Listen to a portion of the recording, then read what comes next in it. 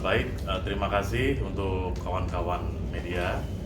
Assalamualaikum warahmatullahi wabarakatuh. Salam sejahtera untuk kita semua. Selamat sore. Udah pada ngopi dulu nih ya. Baik, kami dari Badan Peneliti Independen pada hari ini ingin menyampaikan laporan perkembangan tentang kami membuat laporan aduan di Bareskrim kemarin. Jadi prosesnya sebelum kami membuat laporan, kami juga sudah melakukan kajian penelitian terhadap sumber berita online yang berada di berita online Tarakan TV, juga berita online Warta Buana. Berita online Tarakan TV itu tanggal 26 Juni 2024. Kemudian berita online Warta Buana di bulan April 2024. Nah, terhadap pemberitaan tersebut kita mendapati bahwa Deputi Bidang Pengawasan Obat Tradisional, Suplemen, Kesehatan dan Kosmetik BPOM Muhammad Kasuri dalam konferensi persnya menyatakan bahwa telah disita sebanyak 2.475 buah skincare beretiket biru, dan itu termasuk dalam produk yang berbahaya. Yang juga disinyalir itu adalah produk dari Athena Group yang juga disinyalir milik dokter kecantikan Richard Lee, begitu bunyi beritanya. Dari pantauan kami sebagai lembaga sosial di masyarakat, kami melihat bahwa pemberitaan ini sungguh menarik. Karena apa? Ini berkaitan dengan kesehatan yang tentunya bersentuhan langsung dengan masyarakat, dan ini sangat membahayakan. Makanya kami kemudian mencoba mencari informasi melalui BPOM dengan bersurat ke BPOM pada tanggal 26 Agustus yang lalu ya. Tapi memang sampai saat ini kami belum mendapat jawaban. Makanya kami kemudian melakukan upaya untuk membuat laporan aduan di Bareskrim, yang mudah-mudahan pihak Bareskrim menindaklanjuti perkara saya ini gitu loh. Ya, ini kami sudah membuat laporan pengaduan pada tanggal 28 Agustus 2024 di Bareskrim ya.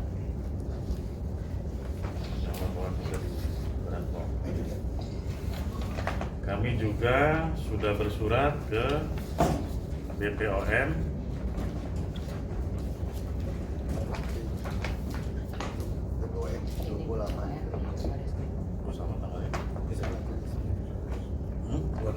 Oh iya, tanggal 26. Ini bukti kami sudah bersurat ke BPOM.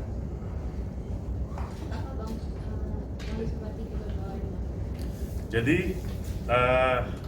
isi dari surat kami ke BPOM adalah kami menanyakan, karena kita mendapat informasi dari pemberitaan bahwa sudah adanya penyitaan 2.475 buah produk skincare yang kemudian apakah sudah dimusnahkan atau belum, karena di berita itu akan dimusnahkan. Nah, menurut kacamata kami, apabila sudah dimusnahkan berarti kan persoalan hukumnya sudah selesai, ya kan? Nah, kalau yang kami terima ini bahwa proses hukumnya kami belum pernah mendengar bahwa seperti apa, udah jalan apa belum, itu belum pernah kita dengar. Itu, Pak. Makanya kami menyurati BPOM, apakah memang benar beritanya bahwa ini sudah dimusnahkan? Klarifikasi sifatnya. Yang disinyalir produk dari Athena itu produk apa yang memang tidak Nah, mungkin gini, kalau produk kamera ya bang, ke depannya. Lihatnya ke kamera. Lihat ke Oke. kamera ya Pak. Baik, mungkin gini, kalau produk yang kita lihat di pemberitaan yang berbahaya itu adalah produk salmon ya, dimana penggunaannya adalah dengan menggunakan jarum suntik gitu kalau saya baca di situ. Dan tentunya ini kan juga ada kekhawatiran dari pihak kita, seandainya itu benar seperti itu, apakah produk ini bisa dijual bebas untuk jarum suntiknya, kemudian bagaimanakah pengelolaannya? Bisa saja kan bekas-bekas daripada jarum suntik itu bisa disalahgunakan, dan ini kan juga sangat berbahaya. Itu yang mengkhawatirkan kita gitu. Ada contoh produknya Pak? Gimana? Ada contoh produknya? Kebetulan kita lagi upaya lihat contoh produknya, cuman kita juga melihat dari pemberitaan. Dan satu lagi, menurut pengamatan kami di marketplace ya, juga masih beredarnya produk-produk ini di online ya. Bang, yang kemarin kenapa laporan harus itu Dr. Richard Lee, apakah karena sudah terlalu banyak produk yang boleh dibilang tidak terdaftar gitu? Gimana? Kenapa harus Dr. Richard Lee? Apa karena produknya sudah terlalu banyak merugikan masyarakat nantinya apa gitu? Ya udah. Boleh coba saya jawab bantu dokter tanyanya. Kenapa harus Dr. Richard Lee? Karena gini mas, Dr. Richard Lee masih diduga dan afiliator dari produk tersebut adalah Dr. Richard Lee. Oleh sebab itu kita duga bahwa dari PT Athena tersebut yang terafiliasi oleh influencer Dr. Richard Lee, makanya kita duga bahwa itu adalah milik dari Dr. Richard Lee. Menurut dari pemberitaan yang ada di Warta Buana ini. Bang, tapi sejauh ini sudah ada korban atau dampak yang buruk atas produk yang ada di milik PT sendiri nggak sih? Sudah ada Korban keluhan mungkin dampaknya dari atau apa yang dirugikan dari produk tersebut? Ya, kami pernah mendapat informasi bahwa salah satu artis seleb ya juga pernah di online yang pernah ramai itu yang mukanya merah-merah lebam itu.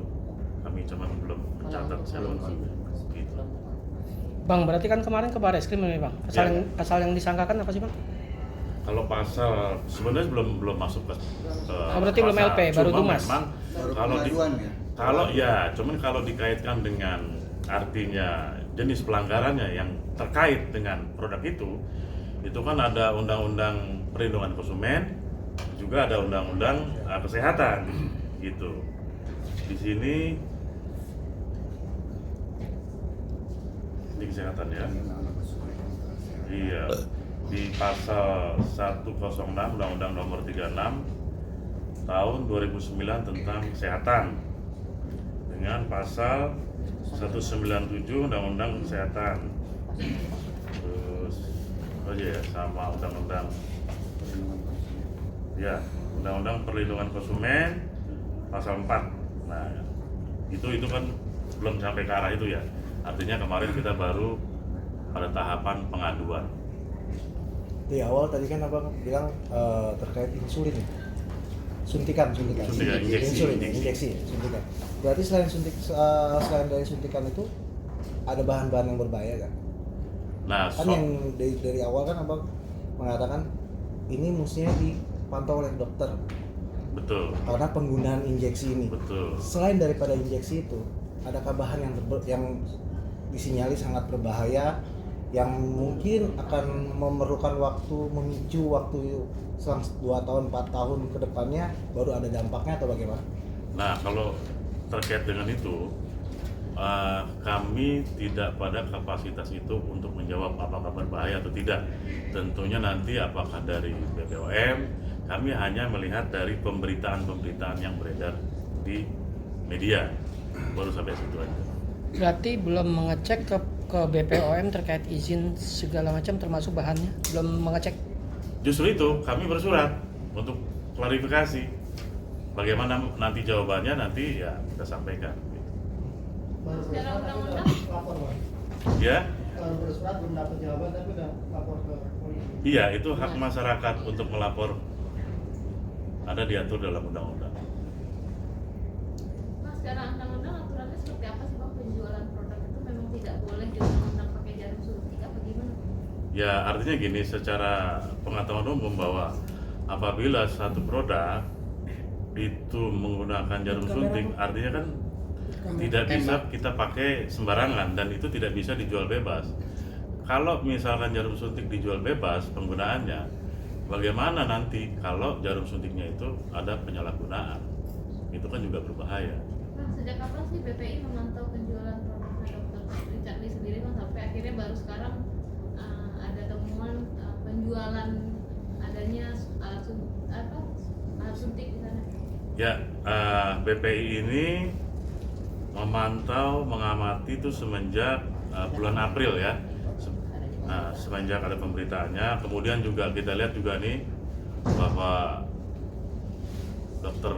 Richard Lee ini juga sepertinya beberapa kali ya, artinya selalu yang lolos dari jeratan hukum seperti kasus di Padang dan 3 kasus yang lainnya, 2 ya.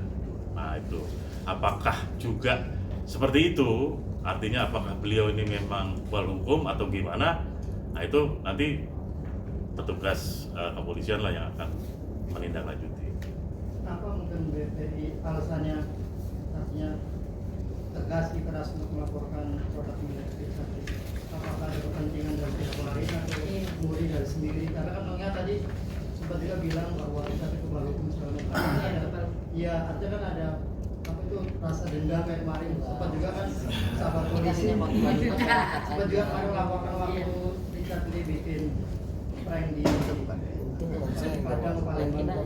Gimana nanti Pak Bagus sebagai ketua untuk BPI sendiri? Jadi gini, kami sebagai lembaga social control banyak melakukan penelitian dan juga menyikapi terkait dengan perkembangan kasus yang terjadi dialami oleh Dr. Richard Lee. Di mana yang terakhir kemarin di Padang itu ada apa sampai sekarang tidak berjalan. Terus yang 2 lalu itu juga sama tidak berjalan, semua putih di Polda kan gitu. Nah, kami menyikapinya dengan tadi. Jadi kelihatannya seperti ada yang menutupi atau yang membackup di sini ya. Nah, kita juga ingin tahu kenapa kok kasus yang sudah vulgar di masyarakat pihak kepolisian kok tidak bertindak gitu. Apa menunggu korban dulu baru tindakan atau menunggu viral dulu atau tindakan kan begitu. Makanya kami sebagai lembaga social control dari Badan Penelitian Independen ini menyikapi terkait pemberitaan 2 pemberitaan yang ada di media Tarakan ini dengan berita Buana ini untuk meminta kejelasan terkait ada apa kok penyitaan ini. Saya mendapat informasi sudah ada pemusnahan. Seharusnya kan kalau sudah pemusnahan kan sudah ada ibaratnya pemanggilan terhadap pihak-pihak yang terkait dengan kepemilikan daripada barang ini kan gitu. Itu yang kita ubah sekarang ini. Ada dari kepentingan pihak lain? Kami sejak awal tidak ada kepentingan pihak-pihak lain karena kami murni ya melakukan penelitian, melapor masyarakat terkait dengan tadi ada penyimpangan perkara di lapangan atau adanya aduan masyarakat dan kita tidak lanjuti kepada pihak berwajib. Jadi ini murni tidak ada titipan dari pihak manapun juga. Nah itu. Dr. Richard Lee sendiri kan pede dengan produk-produknya aman dan tidak berbahaya. Malah dia suka mereview produk orang lain yang berbahaya gitu. Nah, Abang sendiri dari BPI meneliti tidak produk-produk yang memang Richard Lee sendiri bilang kalau produknya aman? Melakukan penelitian pada krim-krimnya Dr. Richard Lee? Ya gini, kami ini bukan masuk ke situ ya. Tentunya kalau produk-produk itu adalah bagiannya BPOM. Nah, terkait dengan pernyataan Dr. Richard Lee itu kan klaim. Ya, siapapun di Indonesia ini bisa aja mengklaim bahwa produk saya aman, itu sah-sah saja, silakan saja. Tapi kan pada kenyataannya di sini ada yang mengontrol, yaitu BPOM. Itu kita serahkan kepada badan tersebut. Bang, terkait kasus kecantikan apakah BPI fokus di kasus ini aja Bang? Karena di beberapa kasus terakhir di kasus treatment kecantikan itu kan ada juga Bang yang selebgram dari Medan tuh meninggal juga ya gara-gara sedot lemak. Nah itu kan termasuk dari produk kecantikan. Nah, kasusnya tuh sampai saat ini juga nggak tahu kemana, apakah BPI hanya fokus ke kasus Richard Lee aja Pak, apa gimana? Gini, BPI ini sekali lagi saya ingatkan adalah sebuah lembaga sosial kontrol masyarakat. Tentunya kan semua hal itu diperhatikan. Seperti cabang-cabang kita yang ada di daerah-daerah, mereka juga fokus dengan permasalahan-permasalahan hukum khususnya yang ada di daerah-daerah tersebut. Nah, kebetulan kita yang ada di pusat terkait dengan produk kecantikan yang di sini gitu loh. Jadi tidak hanya ini gitu loh. Kebetulan yang yang disampaikan tadi kita belum ke situ. Tapi rencana akan ngecek juga nggak Bang? Gimana? Ngecek juga nggak klinik kecantikannya? Kan ini kasus juga mandek nih. Sampai sekarang juga dari pihak yang punya kliniknya juga belum ada permintaan maaf atau apapun. Sedangkan itu kan kejadian sudah 2 kali. Tapi korban yang pertama untungnya tidak meninggal. Gimana Bang tanggapannya?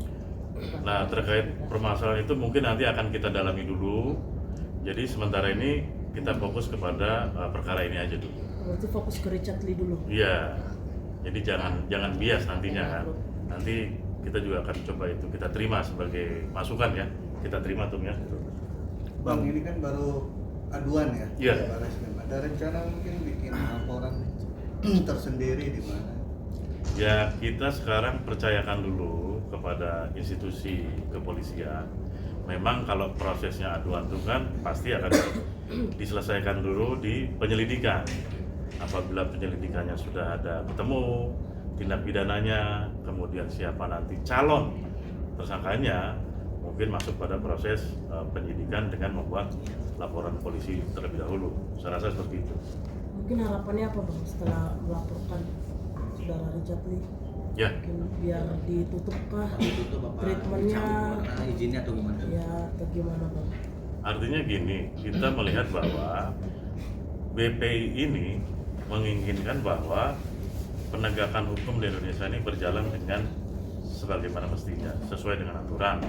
Itulah proses penegakan hukum ini tidak bisa dilalui begitu aja kemudian selesai tanpa ada kejelasan seperti apa. Kemudian juga dari perkara ini kita menginginkan bahwa setiap produk-produk yang dikonsumsi oleh masyarakat Indonesia ini benar-benar aman dan tidak berbahaya untuk masyarakat. Tujuannya kembali lagi kepada masyarakat. Itu aja sih. Kapan rencana mau ke Barreskrim lagi Bang terkait aduan abang itu yang kemarin?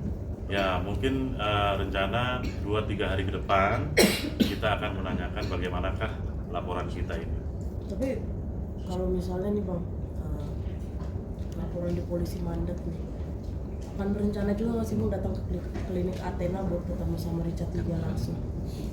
Ya kemungkinan nanti kita coba rundingkan dulu dengan tim, karena artinya setiap perkembangan kita laporkan dulu kepada ketua umum dan kita ambil langkah hukumnya seperti apa nanti setelah berkoordinasi. Tapi bakalan ada rencana buat datang ke klinik Athena buat ketemu Richard Lee? Nah itu kita belum tahu, kan kita belum rundingan dulu. Tapi dari pihak BPI sendiri, apakah ada aduan masyarakat ke BPI? Ya artinya selain berita ada juga secara tidak resmi ada pengaduan dan itu kita terima kan. Tentunya si pengadu ini juga kan nggak mau identitasnya dibuka dan segala macam. Kita menghormati itu dan menghargai itu. Berarti si korban ini juga mengatakan setelah dampak dari klinik Athena ini Pak, atau memang ada alergi atau apa ini sebagainya? Ya salah satunya seperti itu sih. Selain DNA Salmon ada produk lain nggak Bang yang dikomplain? Ya kalau dari pemberitaan sih di sini banyak ya gitu. Cuman kan artinya yang lebih berbahaya itu kan itu kan. Itu yang harus kita. Bang, sebelumnya udah sempat komunikasi secara langsung atau apa gitu sama dokter dari Jakarta yang sendiri? Oh belum. Kita tidak menyangkakan seseorang, tapi di sini yang kita pantau adalah proses penegakan hukumnya seperti apa, berjalan dengan baik atau proses penegakan hukum ini ya kita semua tahu seperti apalah. Gitu. Oke, thank you.